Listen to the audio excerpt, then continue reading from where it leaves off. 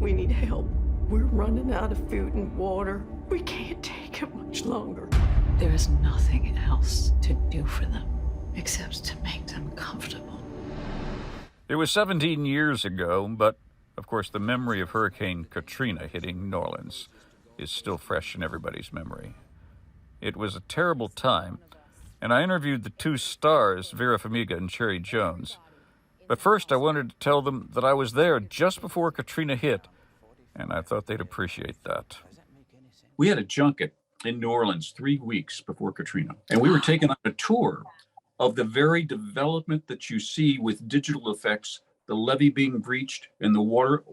I saw those houses 3 weeks before, and the effect watching that, it gives you a real feeling for the devastation, doesn't it? Which helps, I would assume, when you're inside that dark area coping, we get a feel for what those characters were coping with. Is that a fair statement? More than fair, yeah. We'll talk about what they were coping with. Sorry, I'm sorry. Don't just stare at me, I'm on your story now. Yeah, we I'm both hyper-focused on what you experience and how Well, that thank you. played onto, And it was so nice you seeing both experienced of that you. moment. And I do want to say the most amazing thing to me, almost in the whole thing, is the fact that no one seemed to know that the levees were breaching. No one seemed to know.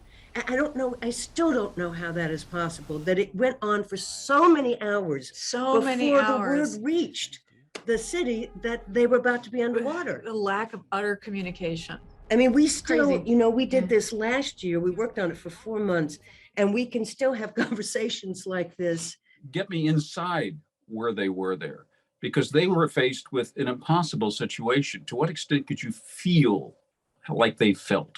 God, I mean, that's what I had to focus on, right? And that's what I had to, that's what I was preoccupied with delivering. And in my performance, what they were up against, right? And that psychic, emotional, physical, mental frustration, exhaustion, dementia of a lack of sleep, and no communication with the outside world at a certain point. Machines, I mean, no generator, the ventilators weren't working. The shock and the disgust of knowing that nobody is coming to help you, that you are on your own and you better figure it out. You got to roll up your sleeves and figure it out. Well, thank you both, and I'm glad that you enjoyed interviewing me. It was a pleasure.